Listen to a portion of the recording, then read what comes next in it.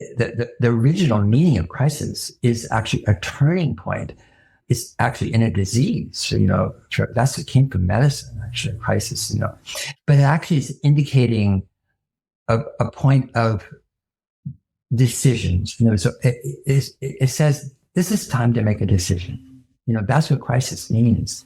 And so we are in a crisis, and decisions have to be made, but decisions can't be made in the pall of ignorance, And I count myself as well, by the way, so I'm not pointing fingers, have been in our enthusiasm and our shock at what's going on and the ignorance of, political leaders and in the selfishness and greed, the capitalist corporate system.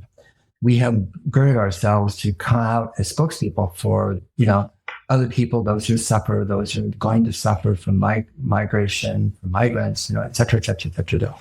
Yet, even though I love that, I love that people are doing that, can we also think about a narrative? That's the question. That's what the book's about, really. I don't say it's the narrative. It is not. But I'm just saying, can we enter a different narrative for us, all of us, that actually allows us to listen, to connect, as opposed to know. Welcome to the Mongabay newscast. I'm your co-host, Mike DiGirolamo. And I'm your co-host, Rachel Donald. Bring you weekly conversations with experts, authors, scientists, and activists working on the front lines of conservation, shining a light on some of the most pressing issues facing our planet and holding people in power to account. This podcast is edited on Gadigal land. Today on the newscast, we speak with Paul Hawken. Hawken is a globally recognized environmental advocate, author, activist, and entrepreneur. He is perhaps best known for his book, Drawdown, the most comprehensive plan ever proposed to reverse global warming, published in 2017, and also for being the co-founder of the nonprofit organization Project Drawdown. In this conversation with co-host Rachel Donald, Hawken discusses the issues related to his latest read, Carbon, the Book of Life, which generally posits that the climate movement's messaging is largely making the fourth most abundant element in the universe a misunderstood and undeserved villain. Hawken explains how unnecessarily using jargon and fear to motivate action is ultimately not a recipe for meaningful change, and why humans respond best to and innately tend towards connection and community, and ultimately see ourselves not as distinct from nature, but an inextricable part of it.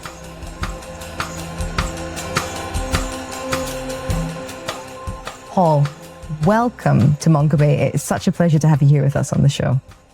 I'm delighted to be with you, Rachel. I'm totally delighted.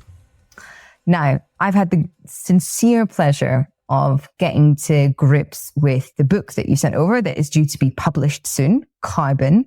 And before we get into the interview, I just want to say that this is such an astoundingly lyrical, empathetic, considered sort of analysis and not even analysis, but sort of unfurling of the great complexity of the crises that we're in, and also indigenous wisdom, and also science, and also just the sort of vaguely untethered feeling of what it is to be a human today, experiencing the sand shifting under our feet. So well done. It was so lovely. That's music to my ears because, as you know, I'm sure, writing is hard. It's not easy.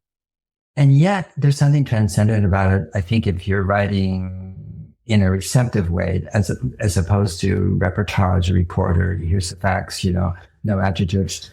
And because it's about receiving, and there's two parts of that. One is that you're scanning to understand the zeitgeist of the world. What are people thinking? What's happening? Why are they saying this? Why are they doing this? What are they, retreating from? Why are they aggressive? What do they read themselves, and so forth. And so you're trying to write to the world as it is. At the same time, you're writing because the world as it is really screwed up.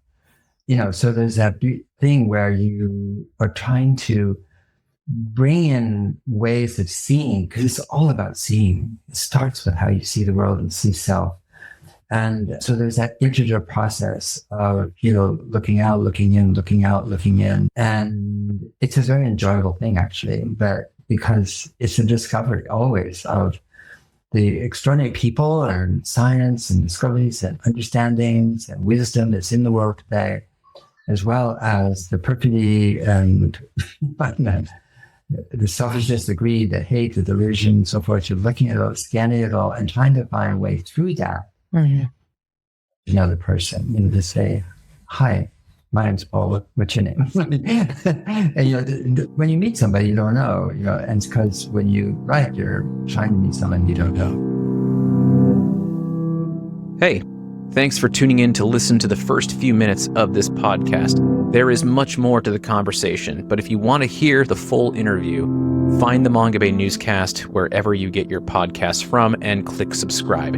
You can also get each new episode straight to your email inbox by subscribing to Mongabay's weekly newsletter at mongabay.com. And if you really want to support us, you can donate to us at patreon.com/Mongabay. Don't forget to leave a review, and thank you as always for listening.